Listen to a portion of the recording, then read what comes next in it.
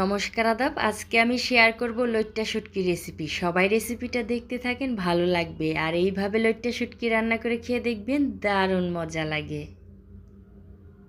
লইট্টা মাছ রান্না করার জন্য আলু বাগুন কেটে নিছি এইভাবে, আর পেঁয়াজ কুচি, রসুন কুচি আর ছোট ছোট করে লইট্টা মাছগুলো সুন্দর করে কেটে নিছি। আর নিছি কাঁচামরিচ আর ধনেপাতা কুচি। এখন রান্না শুরু করে দিব। তো প্রথমে লইট্টা মাছটা হালকা করে একটু টেলে নিলাম। তারপরে এই গরম কড়াইতেই একটু জল দিয়ে দিলাম। তো জলটা ঠান্ডা কিন্তু কড়াইটা তো গরম। এই গরম গরম অবস্থায় জলটা গরম হয়ে যাবে, আর হাত দিয়ে ভালো করে কষলিয়ে কষলিয়ে ধুয়ে নিতে হবে, কারণ এগুলোতে অনেক বালু থাকে। তো পরিষ্কার করে ধুয়ে নিলাম। তারপরে কড়াইতে তেল দিয়ে এখন পেঁয়াজ কুচি, রসুন কুচি দিয়ে হালকা বাদামি করে ভেজে নিব। তো এই যে বাদামি করে ভাজা হয়ে গেছে, এখন দিয়ে দিব লইট্টা মাছগুলো, দিয়ে হালকা করে আরেকটু ভেজে নিব। তো এই তো ভাজা হয়ে গেছে। এখন দিয়ে দিলাম স্বাদ মতো লবণ, হলুদের গুঁড়া, মরিচের গুঁড়া, যে যতখানি খেতে পছন্দ করেন। তো ঝাল একটু বেশি দিতে হয় এটার মধ্যে। তারপরে একটু জল দিয়ে দিলাম যেন মশলাটা না পড়ে। এখন একটু কষিয়ে নিব। তো এই তো কষানো হয়ে গেছে।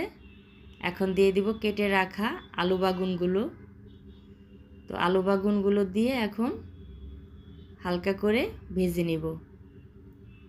তো এটার মধ্যেই ভাজা হয়ে যাবে। তো এই যে ভাজা ভাজা করে নিলাম। এখন দিয়ে দিব স্বাদমতো কাঁচামরিচ। কাঁচামরিচটা দিয়ে আরেকটু ভাজা ভাজা করে নিলাম। তো তেল ওঠা পর্যন্ত আমি ভালো করে মশলাটা কষিয়ে নিলাম। তো এই যে তেল উঠে গেছে, এখন দিয়ে দিলাম 1 বাটি জল। বেশি জল দেওয়া যাবে না, মাখা মাখা রান্না করতে হয় এটা। তো এই যে একটু লাড়া দিয়ে দিলাম। এখন 10 মিনিট এটা আমি রান্না করব মিডিয়াম জাল দিয়ে। তো এই যে উতাল এসে পড়েছে। 10 মিনিট আমি রান্না করে নিলাম। এখন দিয়ে দিলাম স্বাদ মতো চিনি। এটার মধ্যে চিনি দিতে হয়, চিনি দিলে খেতে দারুণ লাগে, একটু হালকা মিষ্টি মিষ্টি লাগে। কেউ নাও মানে চাইলে না চাইলে নাও দিতে পারেন। তারপরে 10 মিনিট রান্না করে আমি হালকা ধনেপাতা কুচি দিয়ে দিলাম। এটার মধ্যে ধনেপাতা কুচি দিলে খেতে ভালো লাগে। তারপরে আমি একটু ঢাকনা দিয়ে ঢেকে 5 মিনিট রান্না করব। আর তো অল্প অল্প জাল দিয়ে 5 মিনিট রান্না করে নিলাম। তো এই যে হয়ে গেছে আমার লইট্টা মাছের তরকারি, মাখা মাখা তরকারি। তো কেমন হলো রেসিপিটা সবাই কমেন্ট করে জানাবেন। তো এটার মধ্যে একটু তেলটা বেশি দিতে হয়, মানে অনেক বেশি না, পরিমাণ মতো। যাই হোক, কেমন হলো রেসিপিটা সেটা কিন্তু কমেন্ট করে জানাবেন। ভালো লাগলে এইভাবে রান্না করে খাবেন। তো আরও অনেক কিছুই রান্না করেছি, টক ডাল আর তেলাপিয়া মাছ। তো এখন খাবার পালা।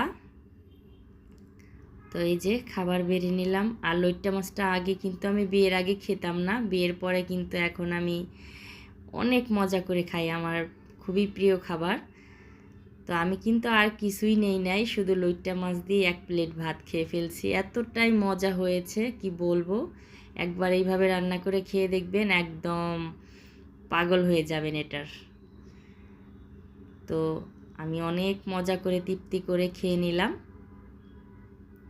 তা এই মানে রেসিপিটা মানে আমার ছেলেটারও খুবই ভালো লাগে, ওই লইট্টা মাছটা খুবই পছন্দ করে।